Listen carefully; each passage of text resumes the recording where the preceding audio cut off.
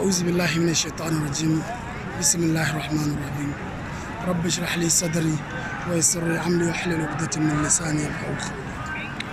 To a farko dai akwai raddi da nake so in mayar ga Ahmad Gumi. Ahmad Gumi ya kamata ka yi wa kanka adalci. Yawwa abin da nake nufi a nan ya kamata ka fito ka ajiye rigar malinta. Ka fito ka nuna mana kai dan siyasa ne kamar yadda Nura Hussein ya faɗa, mu ga alama, mu ga tuta PDP a bayan kujerarka. Ka ajiye malinta yadda duk abin da ka faɗa mu kuma za mu iya mayar ma ba tare da wani shakka ba ko jin wani kunya ko wani girma cewa kai wani malami ne.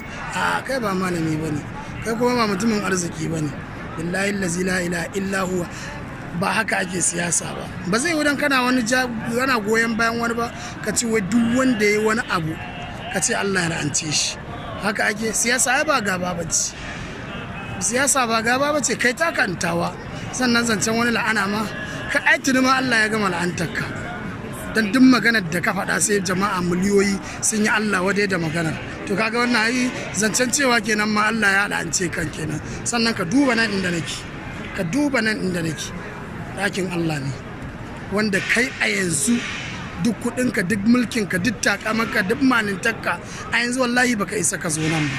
Nan ya yi ma kaɗan saboda kana zuwa billahi lazi kai kanka ka san ina za ka ji. Yawwa ka san daga ina ka fita, daga nan ɗin daga prison ka fita, sannan an haramta ma shigowa wannan guri mai albarka. To ina kuma zancen wannan me fi wannan zancen cewa la'ana. Allah ya gama la'antarka, kana da iko, kana da dama, amma baka isa ka zo ba. Da haka muna da sake ma gargadi da ka fito ka zama kai dan siyasa ne, ka nuna mana kai dan siyasa ne, dan PDP. Duk abin da ka faɗa wallahi ba za mu ji ciwo ba saboda cewa kai dan siyasa ne. Yawwa kai dan siyasa ne, ba za mu ji ciwo ba, amma ka shiga rigar musulunci, ka shiga rigar malinta.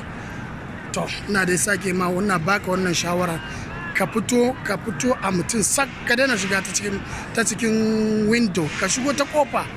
Yawwa zan barka haka sai ka sake ji na. Ina son duk wanda ya ji wannan ya tura wannan bidiyo na ko ina, dan so nake wallahi ya gani.